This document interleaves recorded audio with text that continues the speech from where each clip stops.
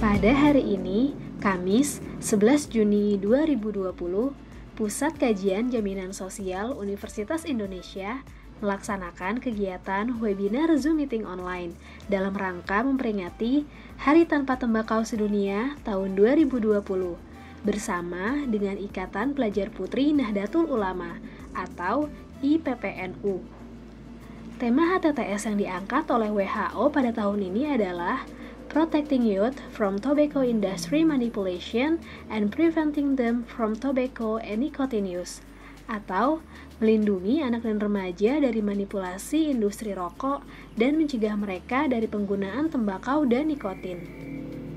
Peserta yang mengikuti kegiatan webinar hari ini berasal dari pengurus pusat dan pengurus cabang Ikatan Pelajar Putri Nahdlatul Ulama dari berbagai daerah, yaitu Jabodetabek, Jawa Barat, Jawa Tengah, Jawa Timur, dan Lampung, serta beberapa rekan media.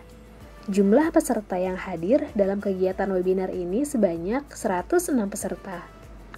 Kegiatan webinar hari ini diawali dengan sambutan dari Ketua PKJS UI dan Ketua Umum IPPNU.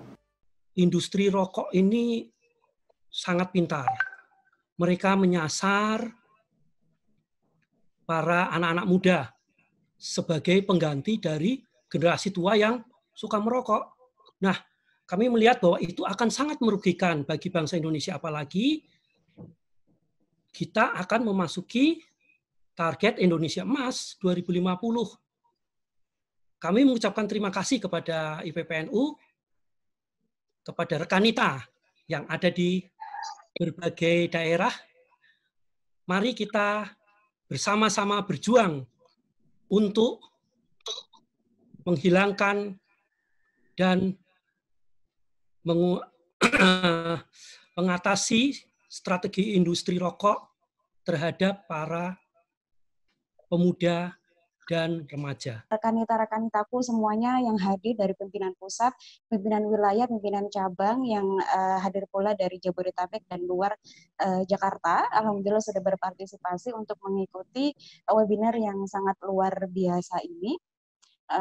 Dan insya Allah ilmu yang didapatkan akan bermanfaat dan menjadikan rekanita semuanya paham akan bahaya rokok dan bisa mengkampanyekan bahaya tembakau ini untuk target industri rokok para anak dan remaja. Alhamdulillahirrahmanirrahim, pada kesempatan pagi yang berbahagia ini, IPPNU kami diundang untuk berkolaborasi dengan PKJS UI yang sangat luar biasa, dan ini merupakan hal pertama kali yang kami kerjakan dan kami kampanyekan terkait tembakau rokok. Kolaborasi ini saya rasa sangat bermanfaat dan berguna untuk kita semua sebagai anak muda yang menyuarakan untuk menolak tembakau atau menolak rokok untuk anak-anak dan remaja. Mudah-mudahan kolaborasi ini menjadikan hal positif sebagai kontribusi kami anak muda untuk Indonesia untuk memprevent penyebaran pengguna rokok di Indonesia, begitu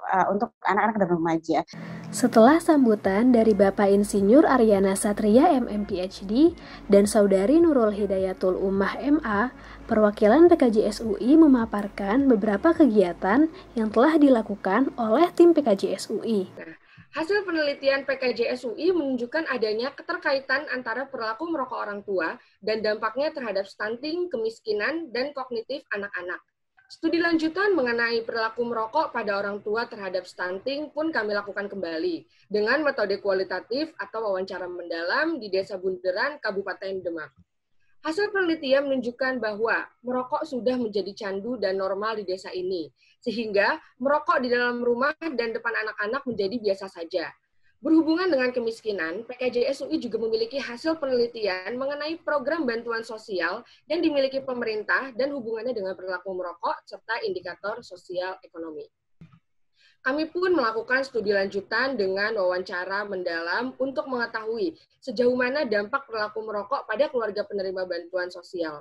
Dukungan pengendalian konsumsi rokok juga tidak hanya melalui hasil penelitian, melainkan dari kelompok Nahdlatul Ulama, di mana tahun lalu kami melaksanakan Festival Rokok Harus Mahal yang bekerja sama dengan Komnas Pengendalian Tembakau.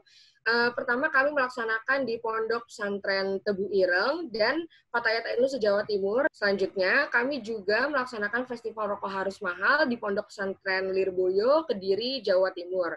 Selanjutnya, Festival Rokok Harus Mahal ini kami juga laksanakan dengan mengundang Fatayat NU se-Jabodetabek. Sehingga anak dan remaja memang harus dilindungi dari jebakan industri rokok. Kegiatan webinar ini dihadiri oleh Bapak Hendra Jamal, perwakilan dari Deputi Bidang Tumbuh Kembang Anak, Kementerian Pemberdayaan Perempuan dan Perlindungan Anak Republik Indonesia, dan Ibu Lisda Sundari dari Yayasan Lentera Anak sebagai narasumber. Apresiasi juga untuk yang PKJS UI dan juga dari rekan Nita semua yang ada di IPP ya? NU ya. Revisi Undang-Undang 35 tahun 2014 tentang pelindungan anak, di mana disebutkan negara, pemerintah daerah, masyarakat, keluarga, dan orang tua atau wali berkewajiban dan bertanggung jawab terhadap penyelenggaraan pelindungan anak. Rokok dengan segala keburukannya mencoreng hak anak untuk tumbuh dan berkembang dengan maksimal, bahkan mencoreng hak mereka untuk hidup. Yang sudah pasti kita harus pegang adalah anak itu peniru ulung. Jadi dia akan melihat bagaimana orang tuanya, bagaimana keluarganya, bagaimana lingkungannya, bagaimana yang lain-lainnya, pimpinannya apapun, dia akan mengikuti. Ya. Jadi kita sebagai orang tua, sebagai keluarga harus baik-baiklah, harus memberikan tauladan kepada anak kita. Kalau kita tidak ingin anak kita merokok, salah satunya bagaimana orang tuanya tidak merokok. Anak usia 15-19 tahun yang merokok, kita lihat selama 15 tahun, meningkat 2 kali lipat. Ya. Dari 2001 sampai 2016. Permasalahan rokok di Indonesia, murahnya harga rokok karena biaya cukainya rendah. Ya.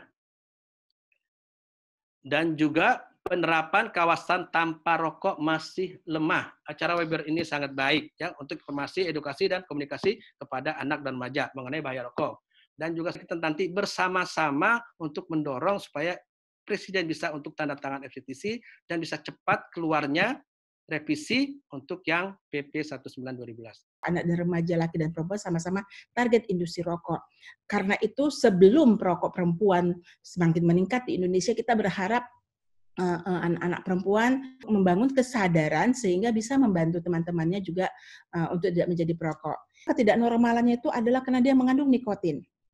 Nikotin itu menyebabkan adiksi dan kecanduan. Karena nikotinlah maka para pengusaha rokok, para pemilik perusahaan rokok itu kaya. Kenapa? Karena orang yang merokok terus-terusan membeli merokok itu kena faktor nikotinnya. Kalau saja tembakau itu tidak ada nikotin, mungkin orang tidak akan merokok terus-menerus. Industri rokok dari dulu itu sudah melakukan berbagai cara-cara manipulasi. Salah satu ciri-ciri manipulasi itu adalah berbohong. Dunia mempunyai bukti-bukti bagaimana sebenarnya industri rokok itu memanipulasi kita, menargetkan anak-anak kita untuk menjadi perokok. Tahun 2015, Lentera Anak bersama SFA, bersama EPMA, kami melakukan survei di 5 kota.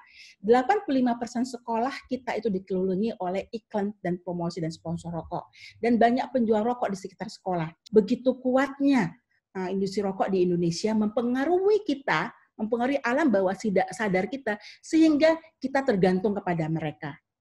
Bagi industri rokok, anak muda itu menjamin keberlangsungan bisnis. Selain menyampaikan materi, Ibu Lisda juga menayangkan video menarik terkait siapa target industri rokok. Rokok dijual di warung atau kios dekat sekolah dengan harga murah Rp2.000 per batang. Ditempatkan dekat dengan makanan, minuman, dan setinggi pandangan mata. Sehingga rokok terlihat seperti jajanan dan tidak berbahaya. Siapa targetnya? Setelah pemaparan materi dari masing-masing narasumber, dibukalah sesi tanya-jawab kepada peserta. Dari beberapa pertanyaan yang ada, salah satu pertanyaan yang menarik adalah pertanyaan tentang Bagaimana sih cara kita memberi bimbingan atau pengetahuan kepada anak remaja di zaman sekarang yang sudah kecanduan merokok, vape, dan pods?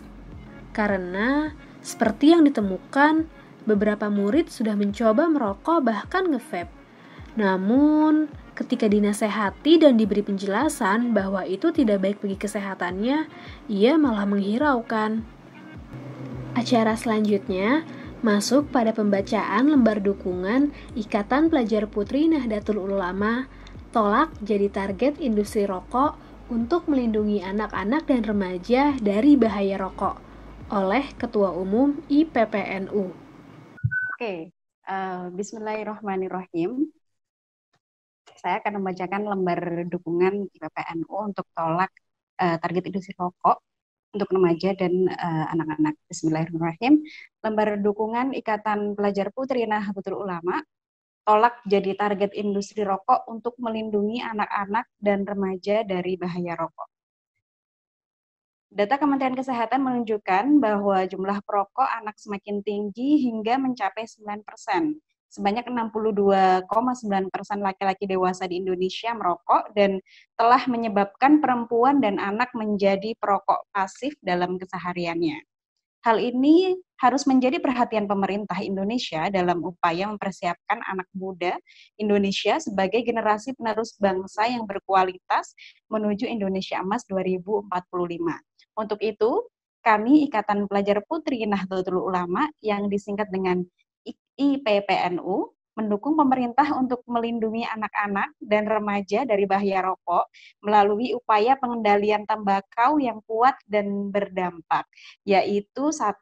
Mendukung rokok dinaikkan hingga menjadi tidak terjangkau untuk anak-anak dan remaja. 2. Mendukung penerapan kawasan tanpa rokok atau KTR di tempat umum termasuk di pesantren dan di sekolah.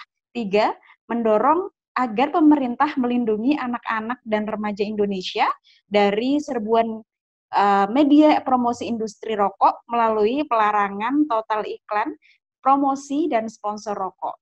4. Mendukung upaya lain untuk dianggap perlu dilakukan untuk menurunkan jumlah perokok anak dan memberi perlindungan anak dan remaja di Indonesia dari pengaruh rokok. Kami percaya bahwa menurunkan jumlah perokok pada anak-anak dan remaja di Indonesia, serta melindungi mereka dari bahaya rokok dapat meningkatkan kualitas generasi muda bangsa Indonesia untuk dapat mempersiapkan Indonesia dalam persaingan global dan masa mendatang. Jakarta, Juni 2020. Nurul Hidayatul Ummah, Ketua Umum Ikatan Pelajar Putri Nahdlatul Ulama, ditandatangani. Setelah pembacaan lembar dukungan oleh Ketua Umum IPPNU, semua anggota IPPNU secara serentak menyuarakan penolakannya menjadi target industri rokok. IPPNU jadi target industri rokok. Dengan adanya kegiatan ini, Pusat Kajian Jaminan Sosial Universitas Indonesia berharap Ikatan Pelajar Putri Nahdlatul Ulama dapat mengetahui, memahami, dan mendukung pengendalian konsumsi rokok untuk melindungi anak dan remaja, karena saat ini anak dan remaja sudah menjadi korban. Pengendalian konsumsi rokok akan efektif jika mengajak kekuatan anak dan pemuda dalam mengadvokasi para perokok sejak dini untuk mencapai generasi emas bangsa Indonesia.